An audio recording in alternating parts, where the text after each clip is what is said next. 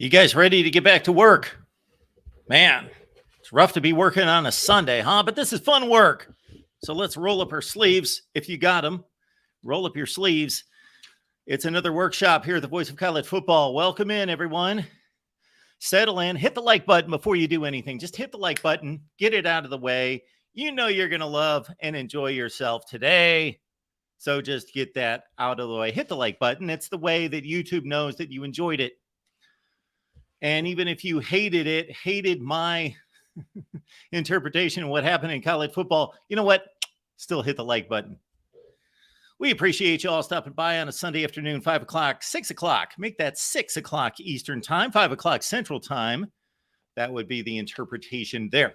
Don't forget to join our guys, Tim and Rick, tonight on USC Conquest Live. That's on the USC channel right here, the Voice of College Football, USC channel. Trojan Conquest Live, and that's at 8 o'clock Eastern, 5 Pacific. All right, let's get back to work.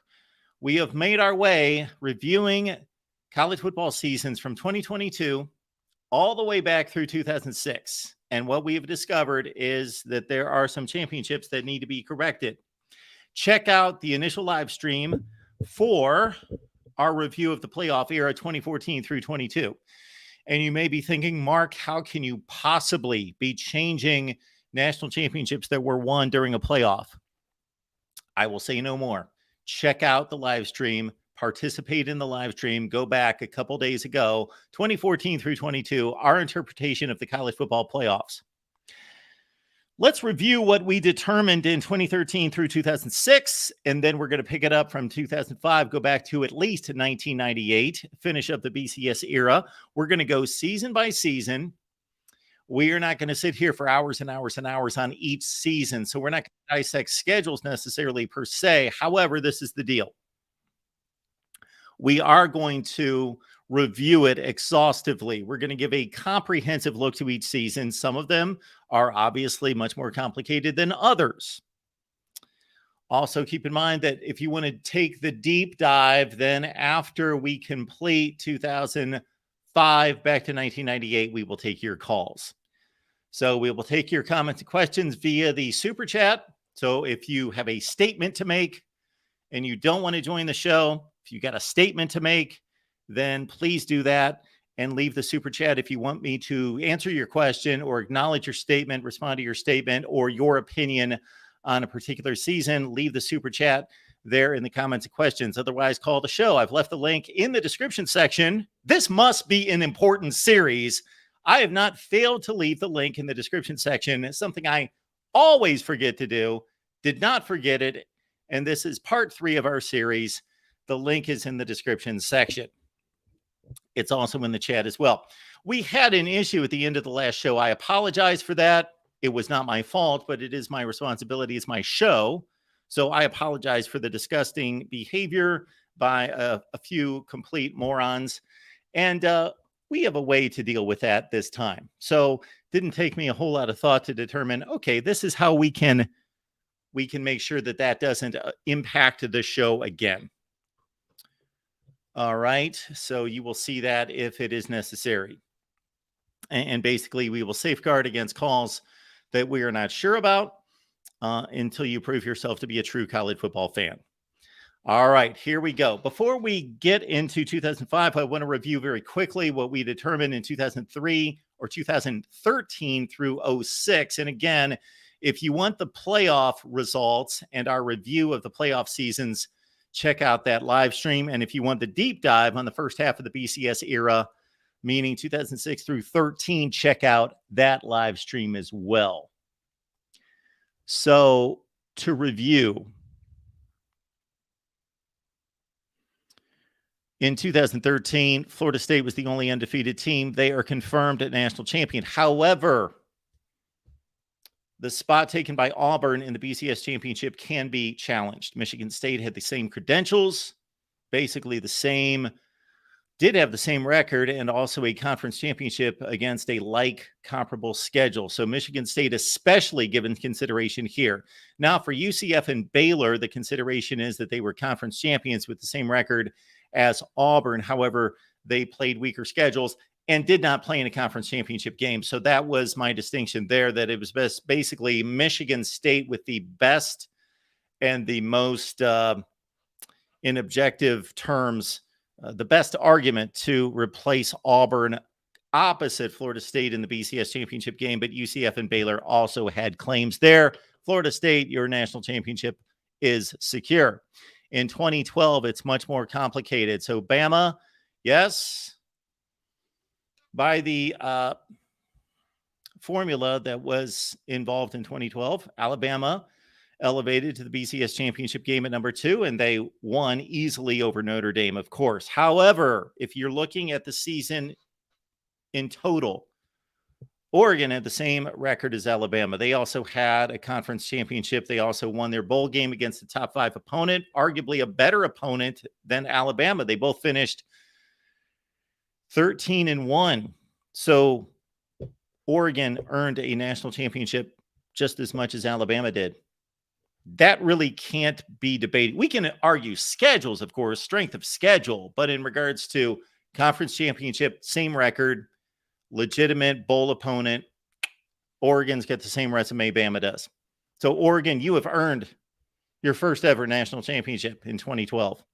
Ohio State, the confirmation for me there is if Ohio State had the same record as Bama and or Oregon, they would not have, in my eyes, a claim for a national championship. However, better record, I'm not arguing best team. So this is not a best team comparison. And if you've missed the previous live streams, we are not into the debate of who would have won a game between two teams. This is not about somebody would have beaten somebody. We don't know that. I don't care who you are. Nobody knows who would have won a game in a game that was not played. I have certain convictions that, for example, if Georgia would have beaten Alabama in the SEC championship game, would Georgia have beaten Notre Dame? None of us know that. But it's reasonable to think, I have no issue with this because I think the same thing, that Georgia would have demolished Notre Dame just like Alabama did. But they didn't. They lost the SEC championship game. Unfortunately, Georgia might have been the best team in the country, if not the second best team in the country, but they have no claim for a national championship. Ohio State does because they've got actually a better record than anybody in the country. The note on Kansas State and Florida is that they could have been placed in the BCS championship game. They had the qualifications, especially Kansas State as a conference champion, to have played in the BCS championship game. It's interesting, the Stanford claim in that as well, as a one-loss, a two-loss team, but boy, a controversial finish against Notre Dame at the goal line. It could have been Alabama-Stanford in the championship game. All right, Alabama folks will be upset about this one as well, 2011. So why would LSU have the right to a national championship just like Alabama? Well, if this is the NFL and we've got a playoff system, then two teams, there could be a sweep within a division, and then the team that got swept in the regular season could play in the playoffs and defeat that other team. And even though they lost the series 2-1, they won the important game in a structured playoff. But this is not a structured playoff. It's a formula that determined two teams playing in a BCS championship game. So consider this. Although Alabama won the rematch, LSU won on the road against Alabama. So the series was tied 1-1. LSU won the road game. LSU finished with a better record. LSU played a better schedule. LSU was also the SEC champion, 13-1 against Alabama's 12-1.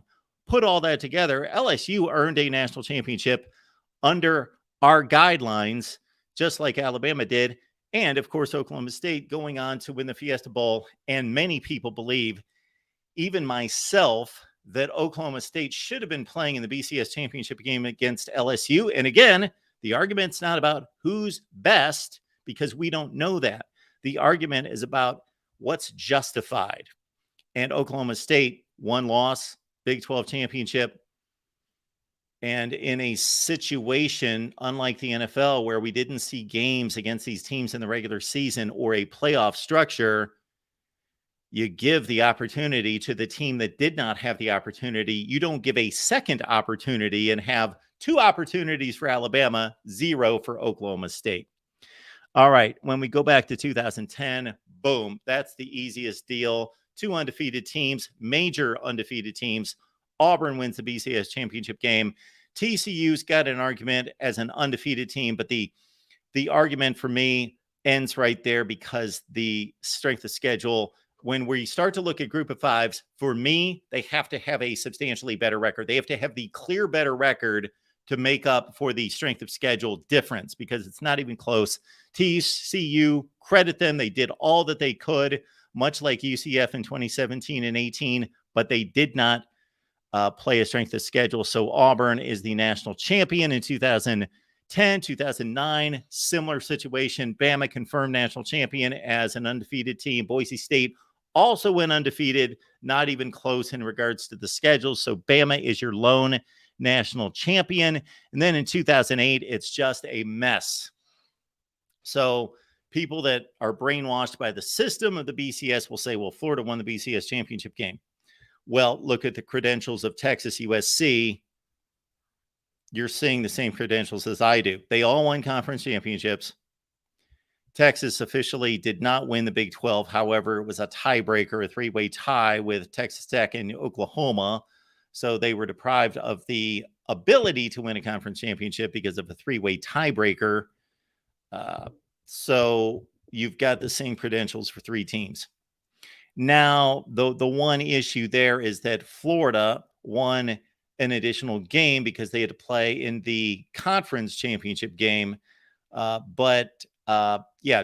We waited out. Check out the live stream. I'm not going to rework everything that we talked about in the previous stream. This is just a review, but you can see the credentials for Texas and USC. Utah had a better record than anyone, only undefeated team in the country, backed it up with a 2-score win against a number 1 Alabama team that had just lost to Florida by 1 score.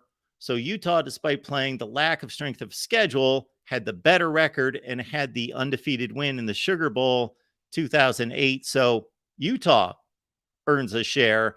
And then 2007 is just even more of a mess. All these teams had 2 losses. LSU, Georgia, USC, West Virginia. And none of them played each other. Nobody played each other. Kansas, as we outlined, did not play the 3 best teams in the Big 12, had a horrendous, god-awful FCS-loaded non-conference schedule. However, Kansas finished with a better record than all those other teams. They went 12-1 and then backed it up with a BCS bowl win. So we're giving Kansas a share in 2007. Then in 2006, we can go one of 2 ways. So it would seem ridiculous to give Ohio State a share of the national championship, and I completely understand that logic. The only reason Ohio State is listed here is Florida won the BCS championship. Boise State, by the logic that we have delivered several times now, would not be given consideration because of the strength of schedule difference, but they had a better record than Florida, undefeated. This is when we give the group of 5 their props, when they go undefeated and then defeat a top 5 team in a bowl game when there's no other undefeated teams. The reason Wisconsin's there is they finished with the same record as Florida. Well, 13-1 versus 12-1, and they defeated in a bowl game the same team that allowed Florida to make it to the BCS championship game. Florida defeated Arkansas, a really good Arkansas team, top 10 in the country. And then Wisconsin beat that same Arkansas team and finished 12-1. Well, if you give any argument to Wisconsin, you've got to give the same argument to Ohio State, and it's kind of a round robin deal. And again, folks, don't go crazy. I am not gifting a national championship to Ohio State and or Wisconsin, but just understand the consideration given there is having the same record. When 2 teams have the same record and they played, then you can just cancel it out and say, boom. And we will run into those situations, 1978, we will run into those situations throughout history where we'll say, okay, these 2 teams went 11-1, they played. So there is a national champion, just one. But when you get a round robin of 3 or 4 teams and only 2 of them played, especially if 3 of them played and A beat B and B beat C, but C beat A, then you've got this kind of situation. However, Florida, with the SEC championship game win, had a better record than Wisconsin by 1 game and by Ohio State by 1 game because there was no Big Ten championship. Therefore, it goes to Florida and it goes to Boise State. All right. Now we arrive at 2005, and I think this is going to be quick and easy work. Remember, the most important thing that I could tell you possibly today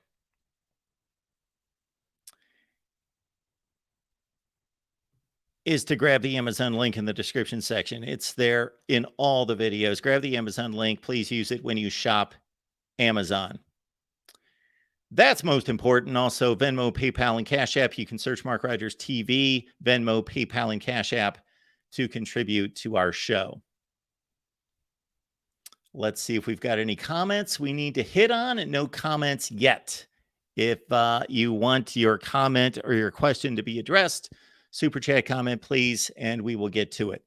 All right. In the meantime, let's get to work. So we've got a 2005 season that, again, I believe is going to be rather simple to unfold here. So we had the 2 undefeated teams, and we had nothing else, but we like to be thorough. We've got USC, and we've got Texas, and we've got a national championship game that was a classic. And USC was a significant favorite in that game, of course. A side note, Penn State lost in the final second of the game, went to the Orange Bowl, beat Florida State. Otherwise, we would have had a real mess had Penn State defeated Michigan, but they did not. And nobody else has any kind of an argument whatsoever. So, quick and easy, Texas wins the national championship confirmed and has no challengers anywhere in 2005. Let's go to 2004. Before we do that, we appreciate the contribution coming in from our guy, Daniel. If Ohio State holds on against Texas and Notre Dame holds off USC, who plays in the Natty for 05 season, Mark? Maybe a Penn State-Ohio State rematch. Okay. So Ohio State beats Texas. Notre Dame holds off USC. Well, you've got a 4-way tie then. I can give you an answer, but the answer would be we don't know because we've got I would think under those circumstances, again, who knows what the voters do? And the voters basically, for as much as we think that the computers control the BCS, basically the polls controlled the BCS. The polls were 2/3, and that 2/3 majority was so heavy enough to override anything that the computers told us. Anything that the computers spit out, the vote overrode that anyway. So in that situation, we've got 4 teams that are all with 1 loss. And the advantage that Texas would have would be that they played an extra game. Texas played a conference championship game. USC, Ohio State, Penn State, there was no conference championship game in the Big Ten or the Pac-12, the Pac-10 at the time. And so Texas would have that advantage, but Ohio State would have, of course, a home victory against Texas. Penn State would have the win against Ohio State. I would think that in that situation, you either have the rematch or you have Notre Dame given the opportunity in that. Who did Notre Dame lose to in 2005 besides USC? I'd have to look that up.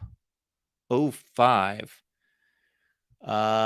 We can look into that later. It didn't happen, so I'm not going to look it up because if we were looking up a real situation, I would, but I'm not going to dive into the schedule. But if you guys, somebody wants to dive into the schedule, I can't recall who else Notre Dame lost to besides USC because Notre Dame, of course, played Ohio State in the Fiesta Bowl, and both teams were 9-2. So Notre Dame finished 9-3. They lost to somebody else. Yeah, I'm not going to guess who they lost to. So people are throwing out guesses. I don't know. It doesn't. It, yeah. So my thought would be, well, Penn State beat Ohio State, so Penn State's got a spot, and then Ohio State beat Texas. Texas has an extra win, but Notre Dame is there with an opportunity, and so okay, Daniel says Michigan State in 2005. Michigan State 2005, I believe, was 9-4. I believe. Yeah, that's a great one. You know, you're asking me to guess what other people would have voted. We don't know. It's not a formula. Overtime game. Okay. Overtime game. I'm not remembering that game off the top of my head. I'm sure I watched it. I think Penn State, with the win against Ohio State, I think they're in. And Daniel, you might be right. There might be a rematch because Ohio State beat Penn State head to head, and that would knock out Texas. And then Notre Dame with a Big Ten loss against a Michigan State team that both Penn State and Ohio State beat might have ushered in that rematch. But the Buckeyes could not get the job done in what was a ultra talented Ohio State team, but could not get the job done in Happy Valley. Interesting scenario. I've thought about that in the past, but not for a long time. Good one, though, right there from Daniel. Thank you so much for the contribution. Let's go back to 2004.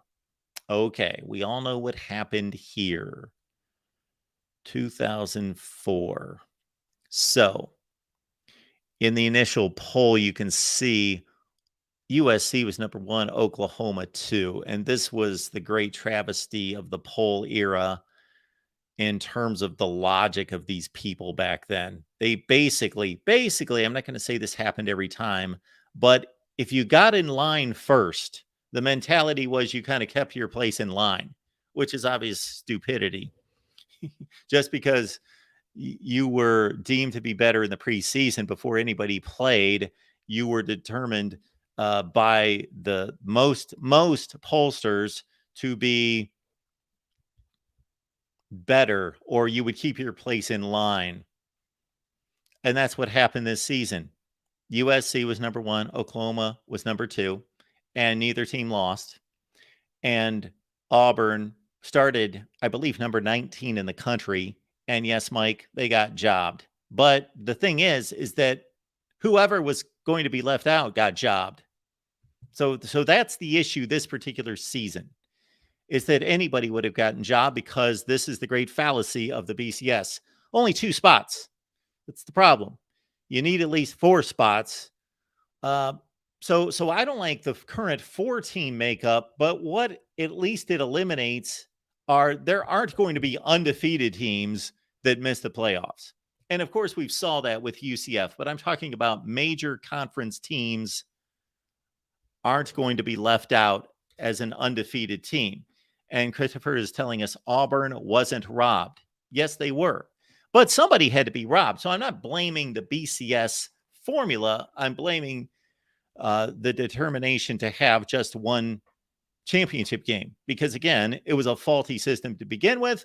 Was it better than the previous system? Yes, it was better than the previous system.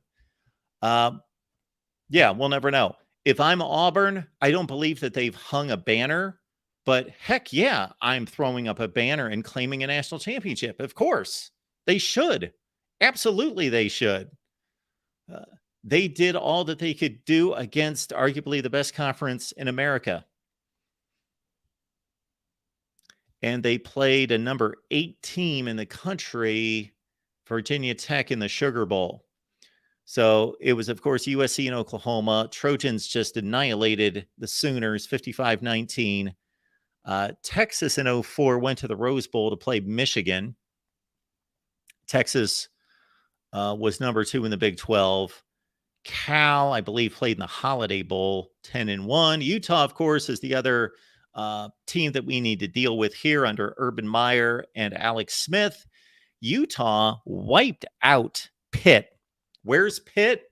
Pitt's nowhere to be found. Pitt was 7-4.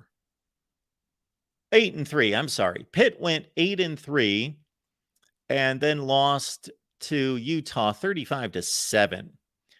So unfortunately, we've got a situation where we've got one really weak Power 5 conference, or BCS conference is what we called them at the time. And Utah took on Pitt, wiped them out by 4 touchdowns. And so Utah had its claim at 12-0 after the Fiesta Bowl. So let's look at Utah's schedule. That's really what needs to be determined here would be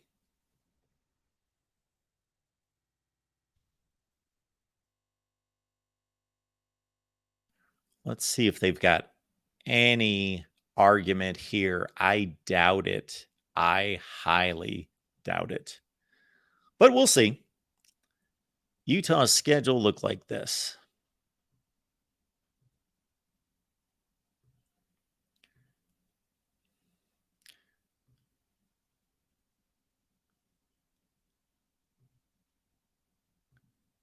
Stand by. We've got Utah against Texas A&M. So nobody was ranked at the time that they played them. Nobody on the schedule. And then Pitt in the bowl game. So this is just not a national championship caliber schedule as you would anticipate. Now let's see if any of these teams elevated later. So the games that pop out in terms of name brand are Texas A&M and North Carolina. But my goodness, they won by 20 and by 30 in those games. And in terms of how good the Mountain West was, look at that. It was lousy. Yeah, so there were no other good teams in the Mountain West. So they really defeated no one. Not their fault, but the conference sucked. New Mexico, BYU, Wyoming. So there were only 2 winning teams in the conference, and they both went 7-5. Now, in regards to, and I can pretty much guarantee that Texas A&M and North Carolina were not up to the task either. I'm losing track. What do we got on Texas A&M? They went 7-5, and they lost to Tennessee in the Cotton Bowl by 31 points. So Texas A&M, a marginal team. And then we also have that North Carolina team. That would have been a North Carolina team under John Bunting. Oh, yes. That North Carolina team went 6-6, and they lost to Boston College in the Tire Bowl, Continental Tire Bowl. So just nothing there. So there you have it. So our championship goes to USC, of course, and it also goes to the Auburn Tigers. And a side note, consideration to Utah for doing everything that they possibly could to vie for a national championship. Let me mark this down so we don't forget. 2005 is all Texas, and 2004 is USC and Auburn. Confirmed. And it's Utah with an argument. Consideration for Utah. All right, let's take it back to 2003.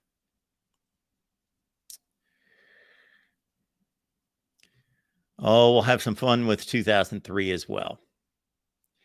In 2003, there we go. Can you see that? Is that too far off to the side? There we go. The final BCS rankings in 2003 after the conference championship games. Oklahoma, LSU at 12-1, USC 11-1. Anybody else in play? No. Miami of Ohio with Ben Roethlisberger at quarterback 11-1. Look at that at number 11. When would you see that? The Red Hawks What were they called at the time? They were the Reds. No, they weren't the Redskins. What was their name? Something offensive to somebody at the time. But anyway, Miami of Ohio, 11-1, with Ben Roethlisberger at quarterback. Interesting to see. Love to see those little anomalies in college football. Number 11 in the country, 11-1. Okay, back to the top. This was a championship that had to be decided between those three teams. That's all there is to it. Now, again, did somebody get robbed or ripped off? Yes, somebody had to. But there was no way around it because you had. So again, this is typically my deal. It's not that there was a team in a championship game that did not earn the championship spot. It's more about the teams that got left out had just as much of a right to play in the championship game. And here is the obvious consideration here given to USC, or not given to USC, who went to the Rose Bowl to take on Michigan. Now, the one claim that Oklahoma and LSU have is obvious. They had to play one additional game because they played in a conference championship game. However, Oklahoma lost that conference championship game. So Oklahoma was not even a conference champion. But Oklahoma 12-1, USC's 11-1. So Oklahoma has that argument. But USC has the conference championship argument. Trojans, without even looking, I'm going to guess they lost to Oregon State because that's pretty much who they lost to all the time. So we should give Oregon State some kind of, if our buddy Connor Johnson's out there, we should give Oregon State some type of honorary championship somewhere. Here we go. USC in 2003. No, they lost to Cal. All right. Aaron Rodgers, Cal, 34-31 in overtime. How good was Cal? They went 8-6. Okay. Well, that's not a good loss.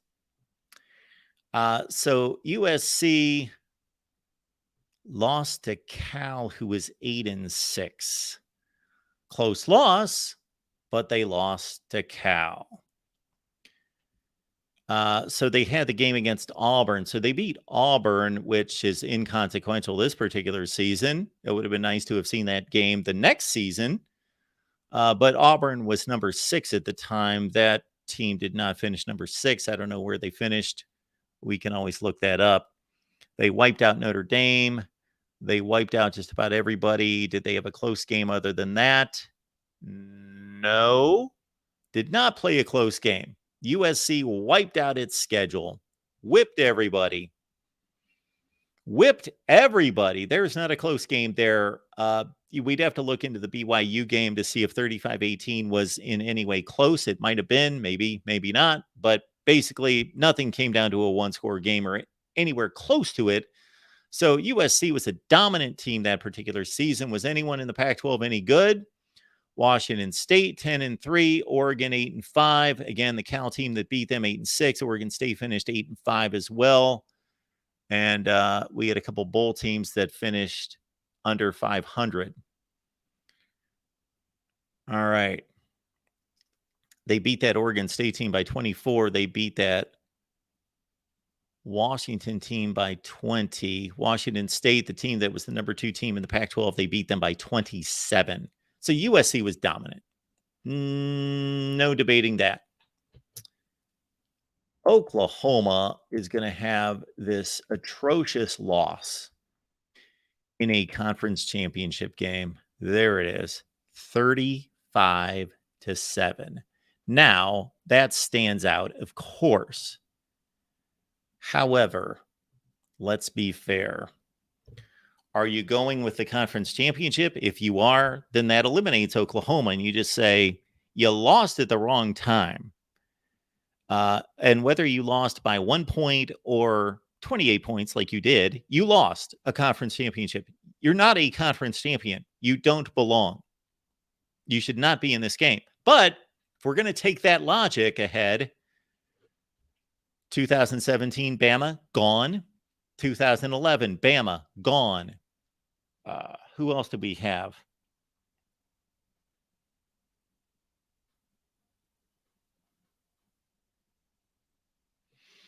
Those are the two biggest examples. 2017 Bama, 2011 Bama, gone out of any consideration. So we can do that. We can certainly look at it that way. And otherwise, Oklahoma was number one in the country the entire season, and they crushed everyone to at Colorado 34-20. That might have been a close game. Look at Texas A&M 77-0.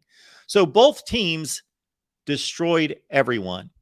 They had a close game at Alabama 20-13. Let's see, Alabama 2003 would have been a decent Alabama team with what, Dennis Francione as coach. All right. So at the time of kickoff, Texas was 11, Missouri was 24, Oklahoma State was 14. So I'm not going to nitpick between the Big 12 and the Pac-12. They're similar. I don't see any daunting schedule by either one of them. But, you know, that loss. So Oklahoma, to its credit, lost to a much better team. Kansas State was better than Cal, but of course they got demolished and USC went to overtime. So difficult to differentiate that.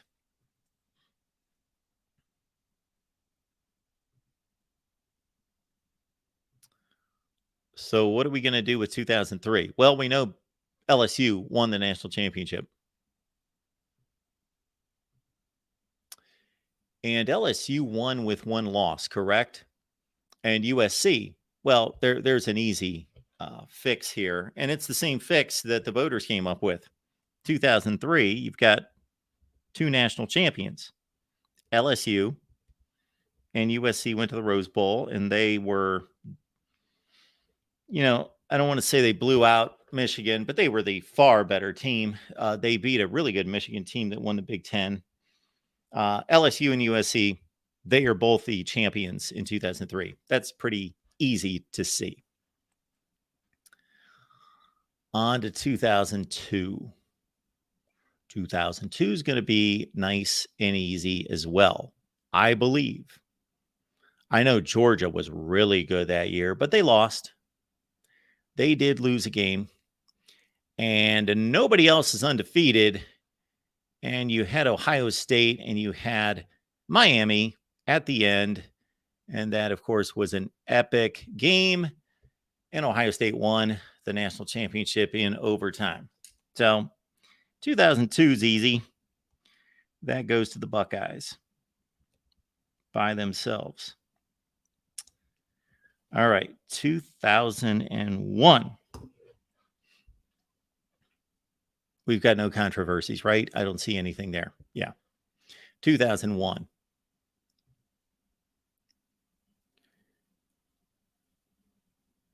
All right. This, I believe, is going to be difficult because Nebraska certainly didn't look like they were up to the challenge. They were not up to the challenge. So what do you do here?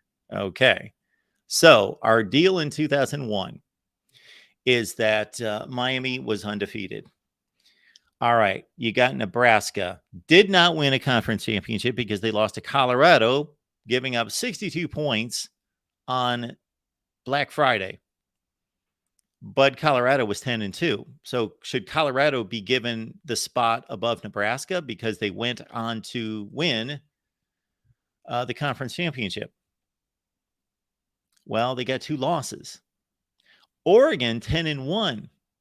Now, again, we're not talking about, at least in my world, we're not talking about who would have beaten whom.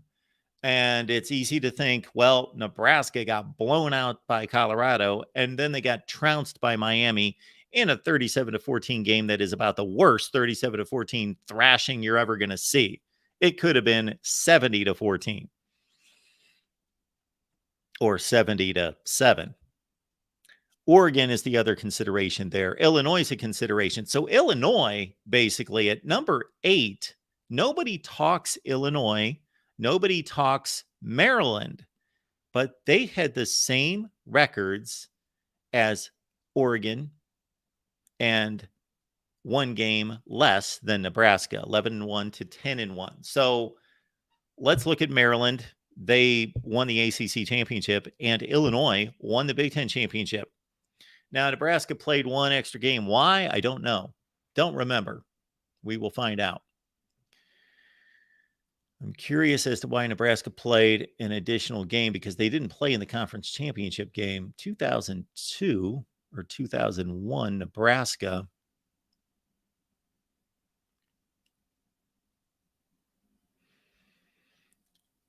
They played TCU August 25th. They just played an additional game in the Pigskin Classic against TCU, and I'm sure TCU was pretty good.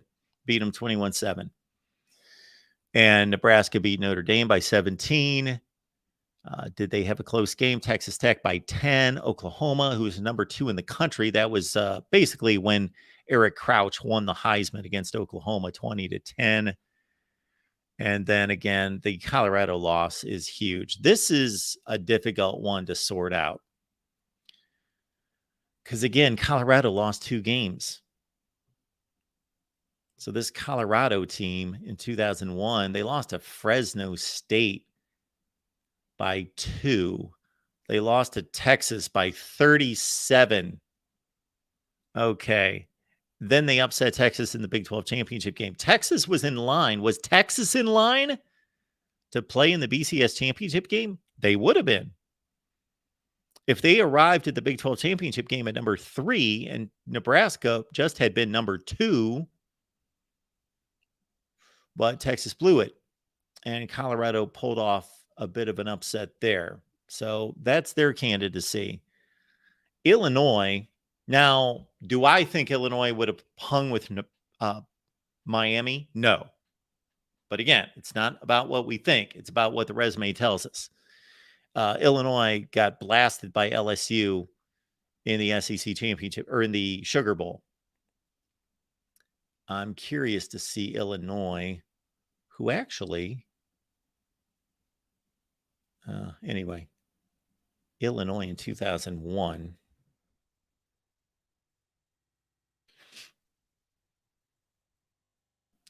Lost to Michigan by 25. They beat Cal by 27.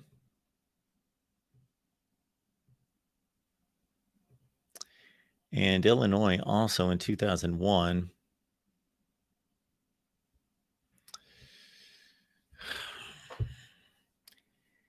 Purdue was a good win at the time. Ohio State was an okay win at the time. They beat Louisville, who was in the top 25 when they played them. Really, the only decent teams in the Big Ten were Michigan, Ohio State, Iowa. Were okay. The Big Ten was down in 2001. So there's Illinois' claim. This is a crazy year to sort out because nobody really grabbed that number 2 spot. And let's look at Maryland. This is tremendous. You got Maryland as a potential.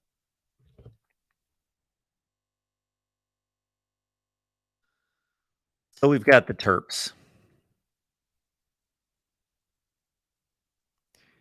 And is this showing? Yeah.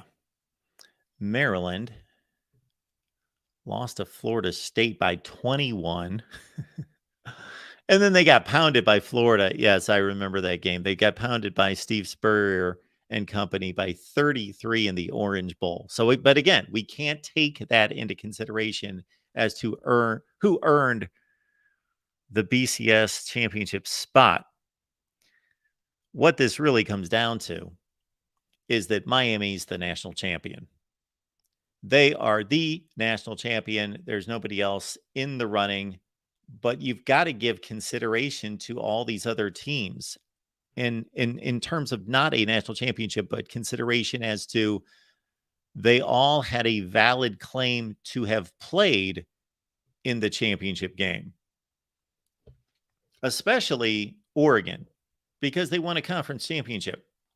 Oregon, Illinois, and Maryland actually earned it more than Nebraska because they won a conference championship. So in 2001, you've got Miami confirmed as the lone national champion. And you've got Nebraska. I'm still going to keep them there because they had a better record than everyone else. Oregon, Illinois, and Maryland.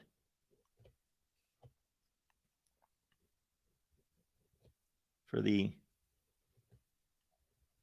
consideration for the championship game. All right, let's go back to 2000. And this is a debate, but it's a pretty clear-cut debate in 2000. Let me see if anybody's got any questions or comments. No? All right. 2000. 2000 was another one of these years where you had multiple teams that had an argument, but the moronic BCS formula actually chose the team that had the least argument. This happened a few times, and this is the worst example of it right here. So we're in 2000. When we get through 98, we'll take your calls. Also, leave your comments, questions. We will get to them. Super chat comments and questions.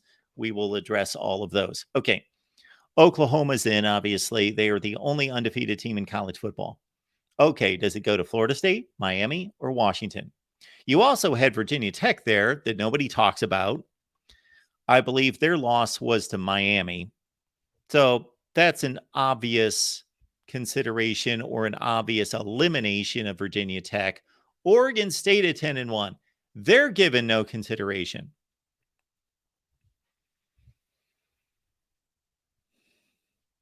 The reason that Florida State was there an ACC championship game. When did the ACC championship game start? I think it was 2004.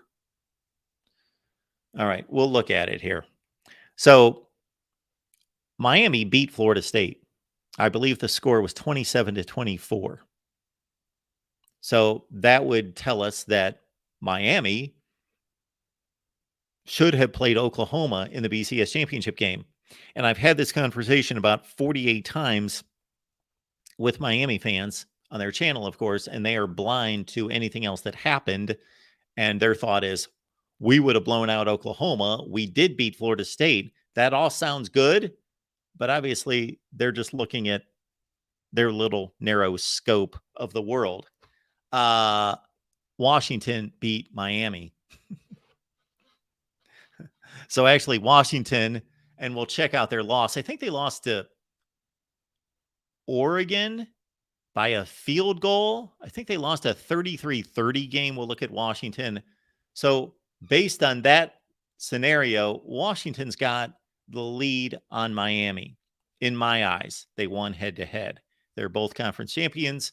Washington won the better conference.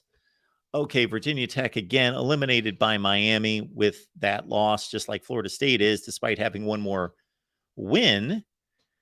And then you've got Oregon State at 10-1.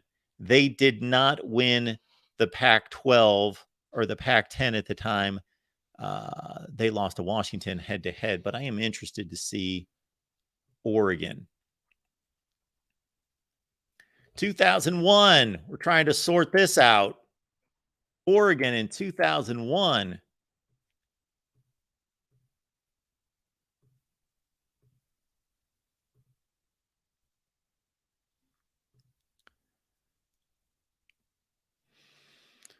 Oregon lost to Stanford by 7. They beat a Wisconsin team that I don't believe finished in the top 25. I think they went 7-6. Oregon did not play too many ranked teams. They beat Washington State by a touchdown. They beat UCLA by 1. They beat Oregon State, who finished ranked. And, of course, then in the bowl game, they whipped up on Colorado. Oh, I should be looking at 2001. My bad. Should be looking at 2000. Okay. Here we go. They lost to Wisconsin, who was number 5 at the time of kickoff, but they didn't finish anywhere close to. They finished 9-4. Okay, good Wisconsin team, but not number 5 in the country. Lost only by 4 on the road, though. Beat UCLA, beat Washington, who there's the Washington loss right there. So Washington finished as the Pac-12 champion, Pac-10 champion. So you see a litany of close games. My goodness. Washington one score, USC by 11, Arizona by 4, Arizona State, look at that game, 56-55, double overtime. Then another overtime game against Washington State. And Oregon lost the Civil War game to Oregon State, 23-13. So 2 losses, they're done. I thought they only had 1 loss. I thought that's why we were looking at Oregon this particular year. Okay, anyway, no, Oregon's down there at number 10. Okay, Oregon State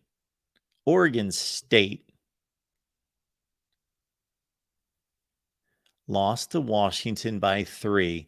Think how close. Think about this. Let this sink in, college football fans who love crazy stuff.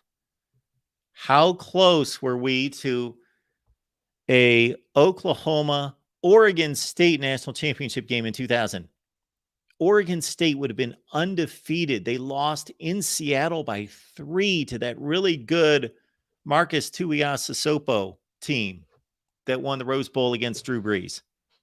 They beat USC, who was a top 10 team, by 10. They beat UCLA by 6. They had some close games. Cal by 6, but still, look at that. And then, of course, they just completely backed up the truck on Notre Dame, 41-9. Chad Johnson, TJ Hushmanzada, that crew. So, man, Oregon State was good. So 2000's tough. 2000 is tough. But Washington's got all the key wins. Washington beat Miami. Washington beat Oregon State. I believe Washington lost to Oregon. We did see that, correct? So one look on Washington.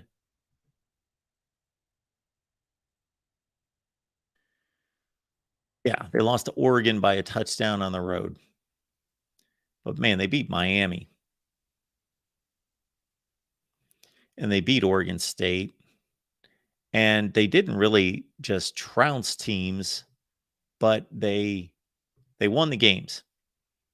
They did not trounce teams. One score game all over the place. So, but this is cut and dry for me. 2000, Oklahoma, of course, won the national championship. And that's confirmed, all alone, undisputed, by themselves, national champion. However, you've got all sorts of teams that could have vied for the spot opposite. And if it should have been anyone, it should have been Washington and not Florida State. And it could have been, a rematch of Oregon State. It could have been Miami. But it should have been Washington. Okay, let's get to the year 1999. This one, I believe, is going to be fairly clear-cut, at least on Florida State's side. Florida State was undefeated. And I believe Virginia Tech was undefeated. Yeah, we've got a layup here. This one's nice. We need a breather.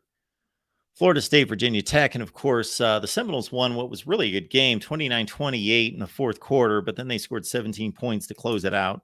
1999 was FSU as the national champion. All right, we conclude with 1998. This is going to be a fun one. And there is really no answer in this one. 1998. Sorry, I didn't show you the 1999 standings because I get confused on these tabs. But there it is. So in 1998, and then we will take your calls and your super chats as well. 1998. Here we go. So, as a side note, It shouldn't matter. It doesn't matter. We're not going to include it in our evaluation. It's just a fun fact. Go look up on YouTube the end of the Tennessee-Arkansas game. Also, go look up on YouTube the end of the Tennessee-Syracuse game. Tennessee was one of the most, dare I use the term lucky? No, we'll go with fortunate teams in college football. Syracuse was about to wrap up a game at the Dome against Tennessee. I believe the first game of the season, maybe week 2. And Donovan McNabb, really good Syracuse team. And there was a 4th down play in which Tennessee threw an incomplete pass. Game was going to be over. Pass interference kept them alive, and then they completed the comeback. And then the infamous Clint Sterner laid the ball on the middle of the ground at Knoxville at Neyland Stadium. So Arkansas salting away a win. Really good Arkansas team that I saw play in person 3 times that year. I saw them play Alabama, Ole Miss, and Mississippi State from the sideline. Arkansas was really good that year, 1998. But they're about to defeat Tennessee on the road. Clint Sterner, the soon-to-be Dallas Cowboys quarterback for a short time, just muffs, just kind of loses where he's at. And I forget if he didn't run into the running back. I haven't seen the play in years. But anyway, he basically fumbles the ball without anyone touching him. And Tennessee recovers with like 90 seconds left, and they score the game-winning touchdown to defeat Arkansas.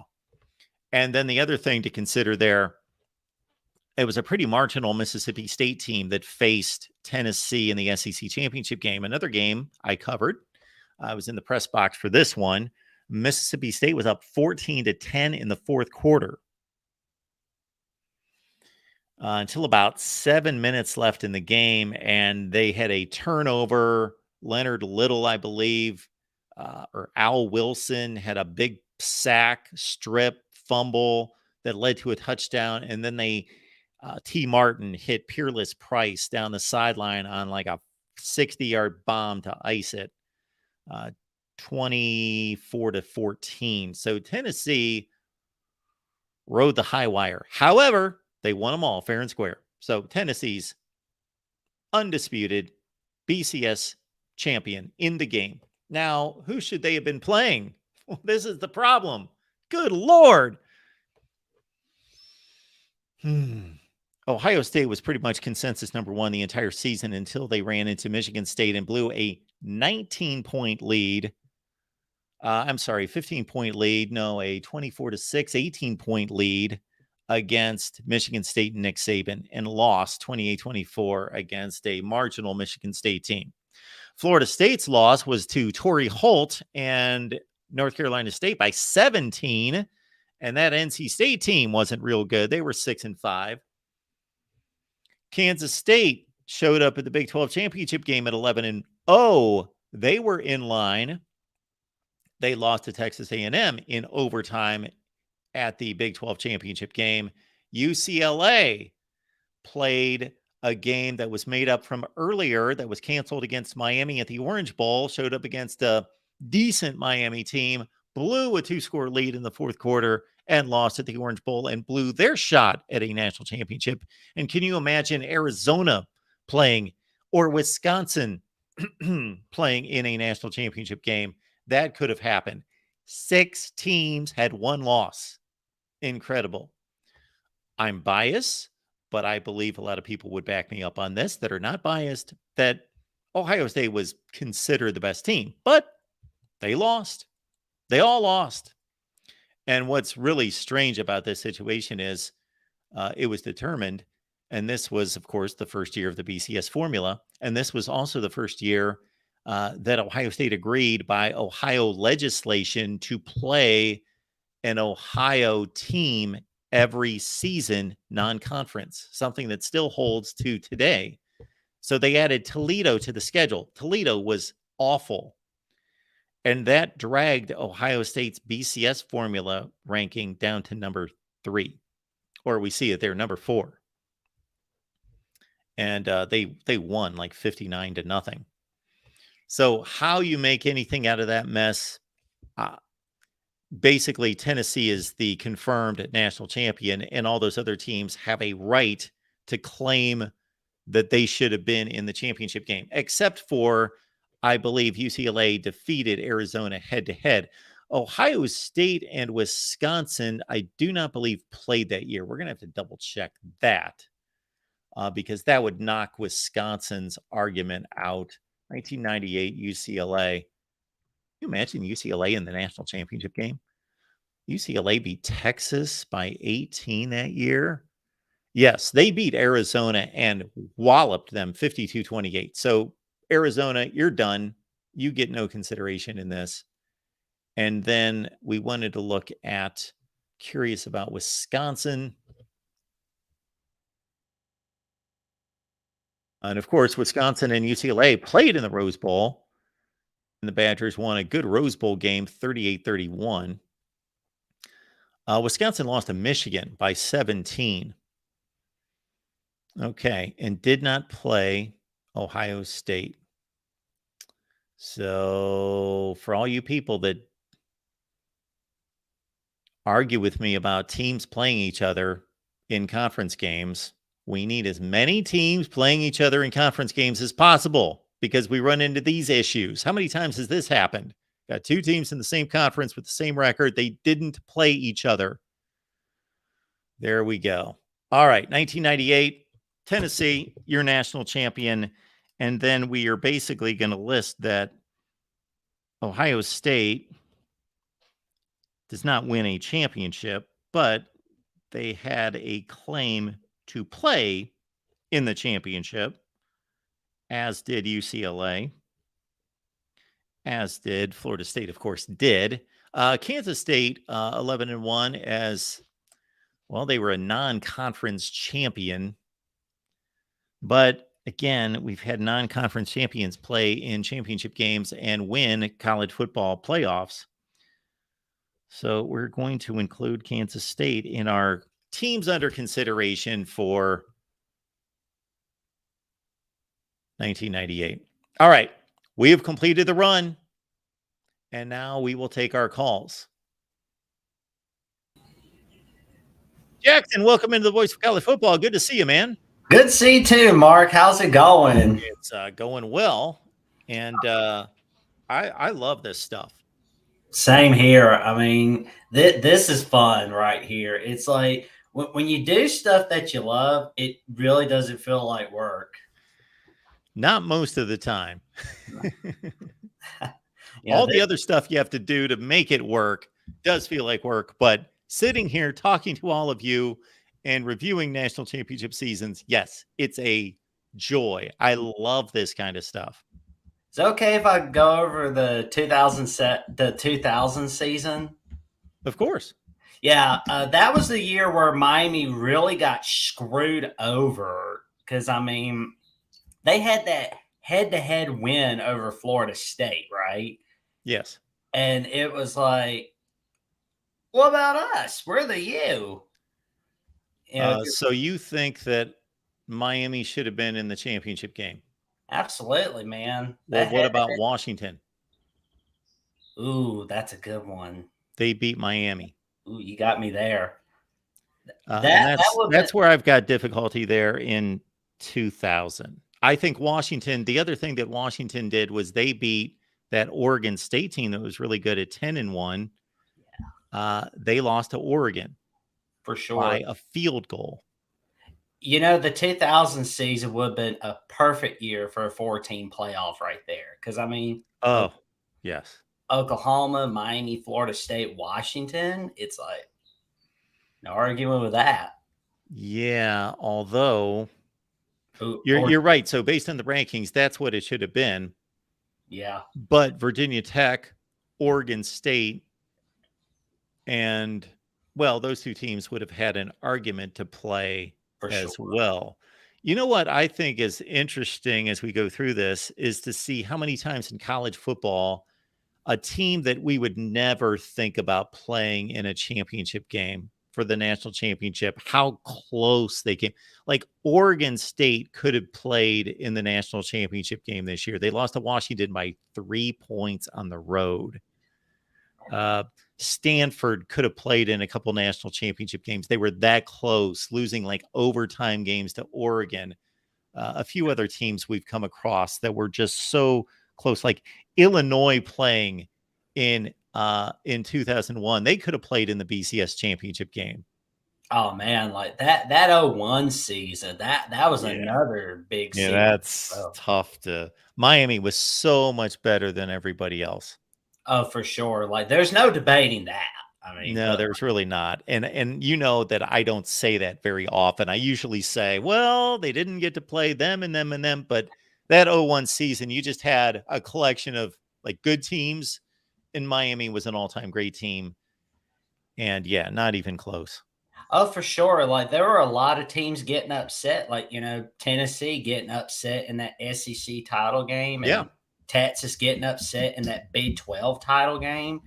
Yeah, it's just if we had a 4-team playoff in 01, like besides Miami and Yeah. 01. Where would you go with a 14 playoff? What would your 14 playoff be in 01? ooh, that's a good question. I mean, well, let's see. Miami's obviously number one. We could put Oregon up there, Yep. and Nebraska, Colorado sounds pretty good. But Okay. let's have Well, Nebraska. But let's have Nebraska play. Well, no. Let's have Colorado play Oregon, and we can have like Nebraska drop them down to 4. yeah. Okay.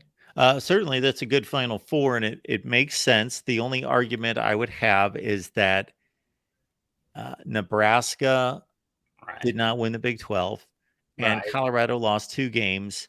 I'm good with Miami and Oregon, but Illinois won the Big Ten championship, and Maryland won the ACC championship game, and they both are not the ACC championship game, the ACC, and they both went 10-1.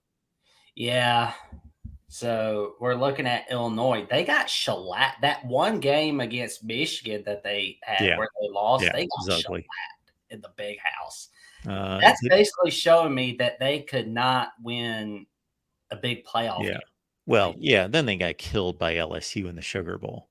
for sure. They It's lost by 13, but it was really 30. yeah, Um, and Maryland, I'm not, Jackson, when I bring up some of these other teams, I'm just bringing up their resumes. I right. do not think that Illinois belonged on the field with Miami or probably Oregon, and Maryland did not. They lost by 3 touchdowns to Florida State, Oh man. but they do have the resumes to make a claim. For sure. And I do kind of wonder what if Tennessee didn't get upset by LSU in the SEC title game? They I definitely would have been in for sure. Yeah, they would have been in. I mean, Yeah, that big upset that they pulled over Florida at the Swamp. I mean, they got to have the last laugh. yeah, And that 98 season where we were talking about Ohio State for a little bit, that was one of the 2 years with John Cooper that they beat Michigan. The other one was 1994. That's not the BCS, of course. But 98, like I said, that's where they got upset by Michigan State and Nick Saban. So, I mean, had Ohio State not stunk it up against Michigan State, they definitely would have been in the national championship. Jason Moose saying gotta be tough year to be. Oh man. Oh man, that's funny. Yeah, that DeBose era was a disaster for sure, but we're not here to talk about that. pretty much. He had a couple high points. He won Yeah, the SEC once. yeah. But in that 99 off season is Yeah, but Kansas State, they got screwed over. Like, I mean, they should have been in a BCS bowl that year. I mean, come yeah, on. that was really weird. It's just like they deserve it, man. They should have been in there. I mean, it's too bad that they lost the Alamo Bowl to Drew Brees and the Purdue Boilermakers, but Yeah, that was really odd that fell that way. So you had Ohio State. Well, obviously Texas A&M got the bid because they won the Big 12 championship. So Ohio State, Texas A&M in the Sugar, UCLA, Wisconsin in the Rose. Then the championship game was at the Fiesta Bowl, Tennessee, Florida State. So your Orange Bowl was Florida and Maryland, Yeah. 98. Let's see. Something like that. I thought it was, yeah, I thought Florida and Nebraska and Arizona played in the Holiday Bowl. Yeah, Arizona having a great year. Like, wow, Yeah. that's pretty big. I mean, the last big year I could think of, like, mostly was that 2014 year where Yep. they had Khalil Tate and Scooby Dooby Wright. Oh, yeah. Oh, he was fantastic. Yeah. He used to rack up about 25 tackles a game. Yep, racking up those Scooby snacks. And we see UCLA. That's where the U Part 2 was starting their backstory, where they upset UCLA, took away Natty hopes from the Bruins. And we see Texas A&M. That's the last time. This year will be 25 years ago that they won their last conference title as a whole. Wow. Man, Yeah. that's ooh. So, and Man, you're reminding me something of Jackson, because this time last year I kind of went through and said, is this going to be the year, fill in the blank? And that was one of them. Is Nebraska going to win a conference championship for the first time since what, 1999? Is Michigan going to win at Ohio State for the first time since 2000? Is, as you just brought up, Texas A&M going to win a conference championship for the first time since 9? I had a whole list of them, and that would be another fun thing to review. Oh, for sure. And we're looking at Tulane. Wow, they had a great year with Bob. Oh, yes. That year. I should have noted Tulane. Sean King, Tulane, won the Liberty Bowl. They deserve so much better in Liberty Bowl. I mean, they got left out big time. Yes. And let's see. Oh, Georgia Tech had a pretty good year, it seems. They were having a number on Georgia. Yeah, Georgia Tech's had a better football history recently than a lot of people realize. Oh, for sure. Especially with that Bobby Dodd era. Yeah, Bobby Dodd going way back, and certainly with the national championship with Bobby Ross. You going Bobby Ross on that? Oh, yeah. Yes, Bobby Ross was fantastic as well. Yeah. Didn't mean to drag you down the rabbit hole. No, you're good. Bobby Ross, of course, won the national championship in 1990. Oh, yeah. That still blows my mind a little bit. 90, where Colorado, Georgia Tech shared it. That 2003 year. Yeah. That really should have been LSU USC for the Natty. But yeah, that's like the last year where there was a shared Natty. That still amazes me. Yeah, I'm sure our buddy Tim is fuming about 2003. Sorry, Tim. I know that he is. And to play devil's advocate here, and I totally agree, and I don't know if you were around for the breakdown on 2003, the considerations for Oklahoma would be, number one, they've got an extra win, and that USC lost to an 8-6 Cal team. Yeah. Oklahoma lost to a better team, Kansas State, but they got murdered. And of course, USC won the Pac-10. Oklahoma, because they got murdered, did not win a conference. Yeah. So we're looking at it, and I mean, Oklahoma's was number one for pretty much all season that year, but then they got shellacked by K-State, which, I mean, you can't have Oklahoma as number one or two, but here's what I'd do. I'd put LSU. Let's see. Let's put USC number 1, LSU number 2, Oklahoma number 3, and Michigan number 4. That way we get a LSU USC matchup in the Natty. That's your 4-team playoff. Well, that's my final answer. That would be those 4. Yeah, that makes sense. Yeah, Michigan breaks the tie because they beat Ohio State. They've got a conference championship. Texas does not. Yep. Florida State, though, won the ACC. Tennessee obviously did not win the SEC. That was LSU. So yeah, that seems to be the logical one, even though Texas would have, or I'm sorry, Florida State would be the only other team with a bit of an argument. Yeah, but I don't think Florida State's going to like having to deal with LSU or USC from 2003. It's can't watch. Yeah. So there's that. And 2004, now there's no debating about USC Oklahoma being the top 2 because those were 2 of the best teams in college football. Auburn probably would have been number 3 because they were unbeaten. And number 4, that's a good question. Who would be? It would either be like California or Texas because it's but Matt Brown would have definitely been going on all kinds of shows on CBS, ESPN, you name it. He'd go on all of them for sure.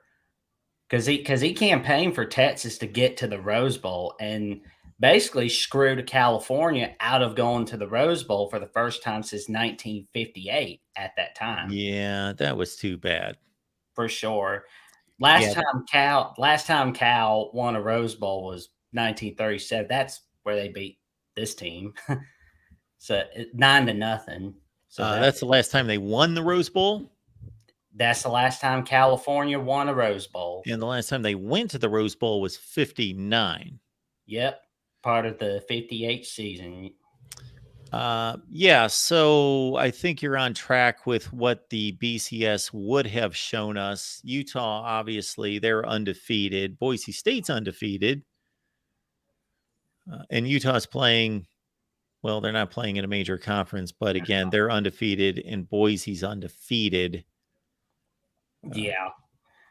Georgia back then couldn't quite win the big game with Mark Richt.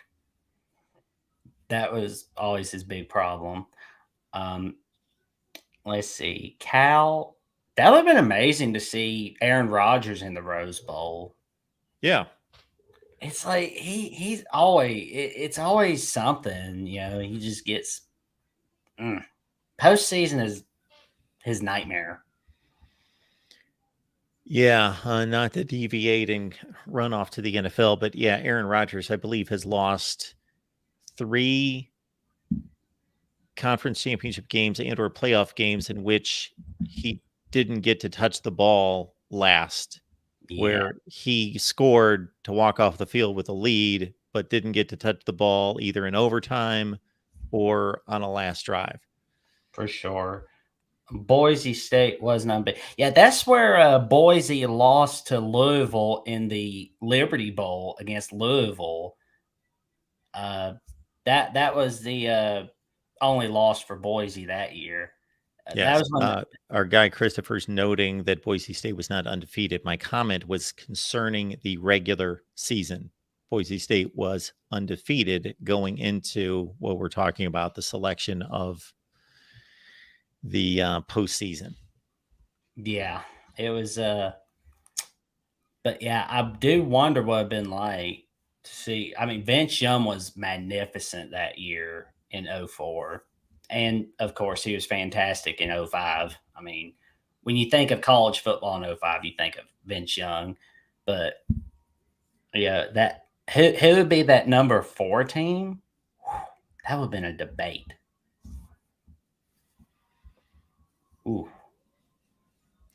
Yeah, so 2005, of course, we would have had an interesting situation had Penn State not lost with 1 second left against Michigan. We'd have have had 3 undefeated teams. I still think it would have been USC, Texas. Penn State didn't play a conference championship game. But yeah, if we had a 14 playoff, wow. I guess it goes to Oregon's got the record. Georgia's the SEC. Let's see, 05. Yeah, Georgia won the SEC championship game. Yeah. It's funny though, Georgia won the SEC that year, but they lost to 2 of their biggest rivals that year, Florida and Auburn. That was 05 was the last time Auburn's beaten Georgia at Georgia since. Whew. And let's see, Notre Dame. I believe they lost to Michigan, and no, they beat. I forgot. They lost to 2005. They lost to USC and Michigan State. Michigan State. That's who I was thinking of. But that Bush push, wow. It's like that Notre Dame fans aren't happy about that one. And I don't know if you wanted to go through 2006, but yeah, that was our first year we reviewed. oh, it was a fun one on Friday night. Yes. Let's see. Ohio State, Florida. That's right. We actually finished up on Friday night with 06. But it would have been fun to see who'd be 4. Huh. Michigan's obviously in, but Chris Lake would have been double trouble for that Michigan defense. Yeah, that boy, to determine between, I guess you go USC as a conference champion, but man, Wisconsin's only got 1 loss. Yeah.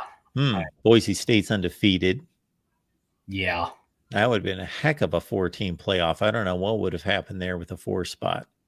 Oh yeah. Well, there's Louisville. They did very well in those Yep. 6. Bobby Petrino was awesome that year, but he skipped town for the Falcons. But that's another time for another day. Wisconsin, they lost to Michigan. That's the only game they lost. Let's see.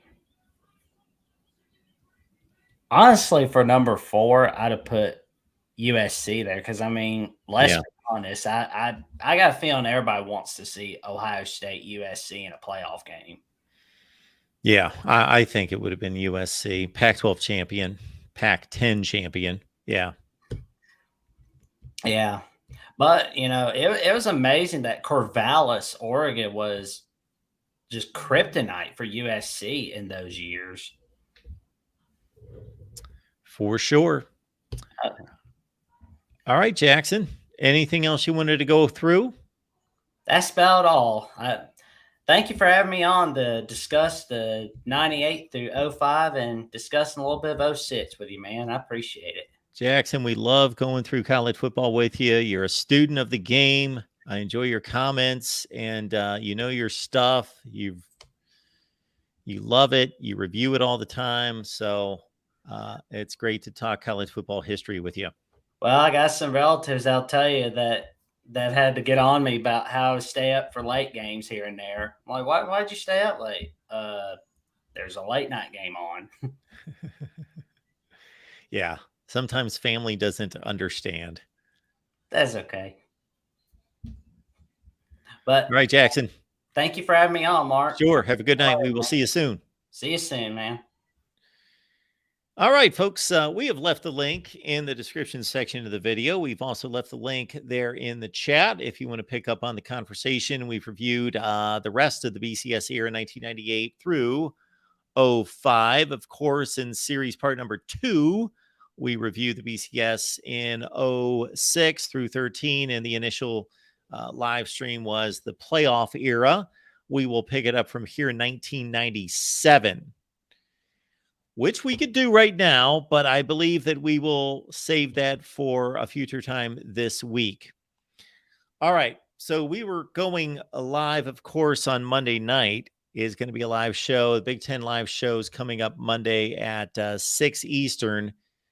And then we've got the USC show coming up live at 11 Eastern on Monday. We're going to go live on Monday, Wednesday, and Friday this week, at least, if not more than that. Monday, Wednesday, Friday, we go live.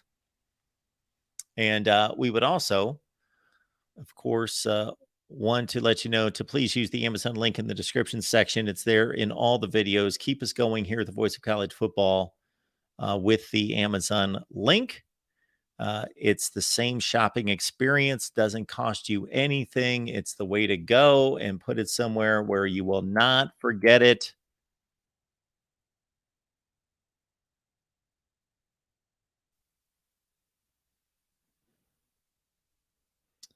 And I'm having a bit of an issue here for some reason. That's a bit odd. So we will carry on. Okay. Folks, we also have a Discord. So here's the deal with Discord. If you sign up either on Patreon or you sign up here on the YouTube membership, I send you a link, and that connects you with all our knuckleheads on Discord.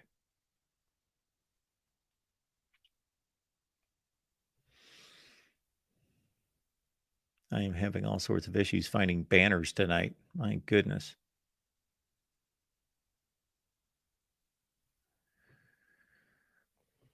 So again, you can join us on Discord. Again, you can sign up on Patreon. It's patreon.com/MarkRogersTV. Sign up on Patreon, or you sign up on the YouTube membership, and you see the various tiers and what that provides for you is in terms of benefits. And you get our Discord link.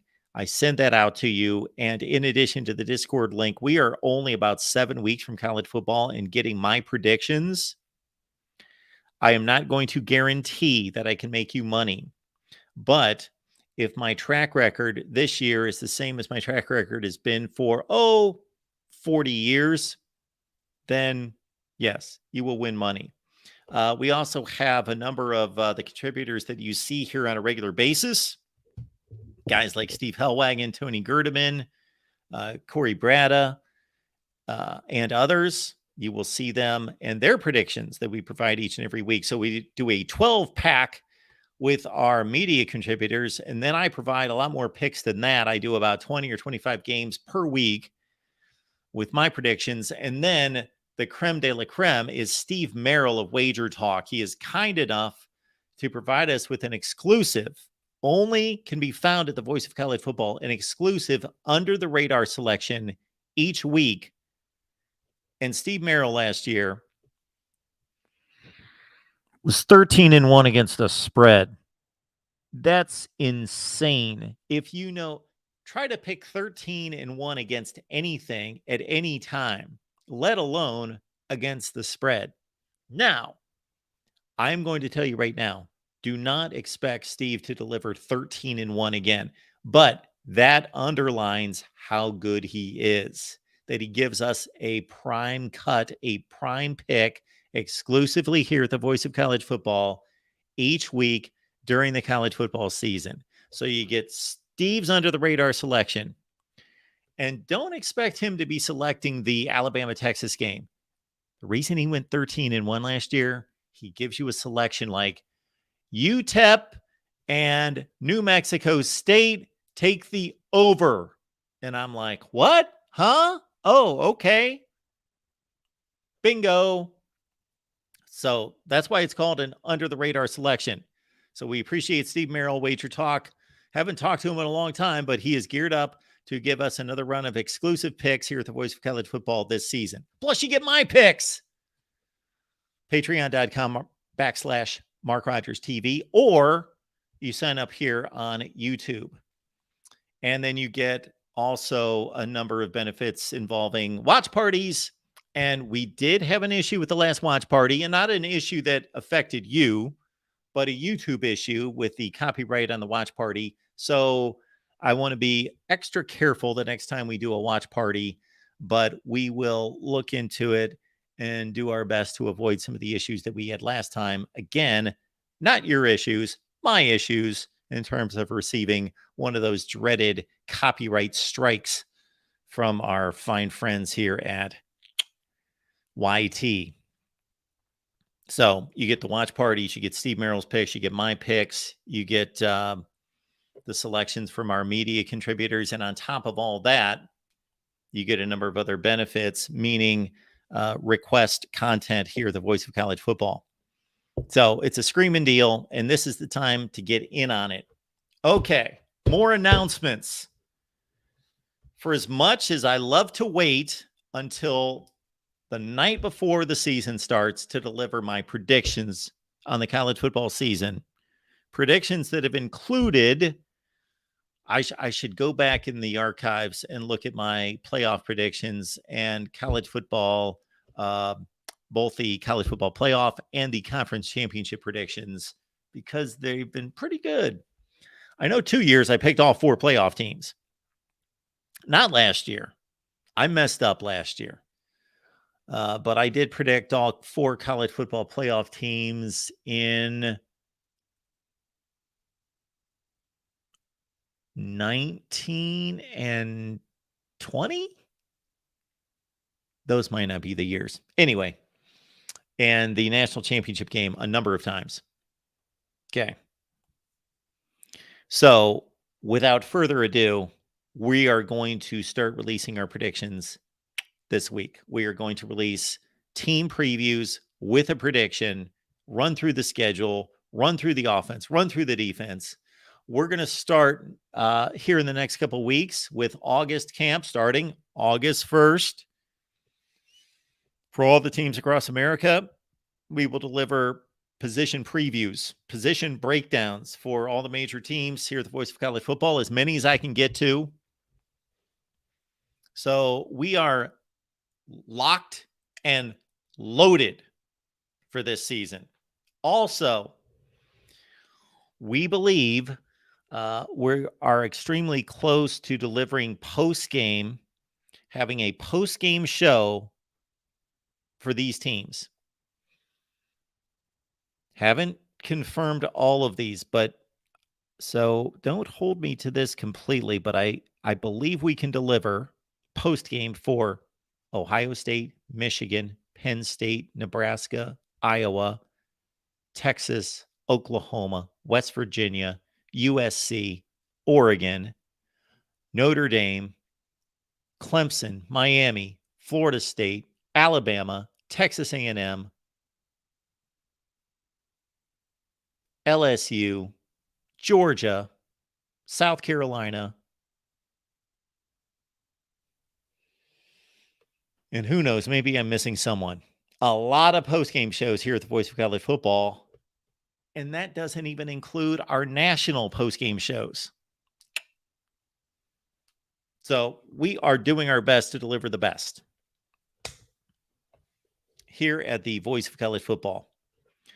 All right, folks, appreciate you being here. Again, the Big Ten Live show is coming up at 6 o'clock Eastern on Monday, followed by USC Live, and Trojan Conquest Live is just minutes away over on the USC channel. Check out what Tim and Rick have for us in store at Trojan Conquest Live right here at the Voice of College Football. We will see you otherwise Monday, 6 Eastern. Get ready for prediction week. We've got our all-time rankings also coming soon. And we also are going to continue our series here with the live streams going into the poll era 1998 and into the far distant past. Right here at the Voice of College Football. We will see you next time.